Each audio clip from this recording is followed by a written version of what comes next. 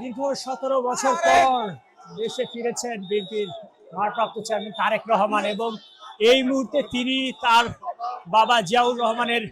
যে কবর রয়েছে সেখানে জিয়ারত করতে যাচ্ছেন এবং সেই লক্ষ্যে এই দুই পাশে নেতাকর্মীদের যে সরব উপস্থিতি রয়েছে তাদেরকে হাত নাড়িয়ে সাড়া দিচ্ছেন বিএনপির ভারপ্রাপ্ত চেয়ারম্যান তারেক রহমান।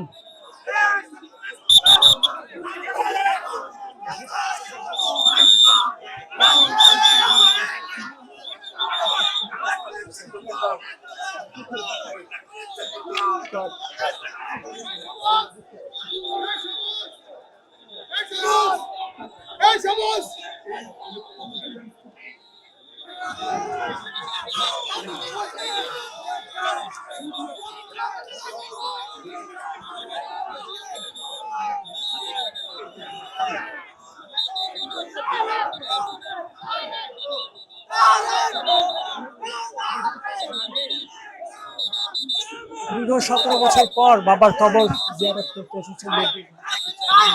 তারেক রহমান এবং সড়কের দুই ধারে অবস্থিত বিএনপির নেতাকর্মীদের হাত নাড়িয়ে সাড়া দিচ্ছেন তিনি।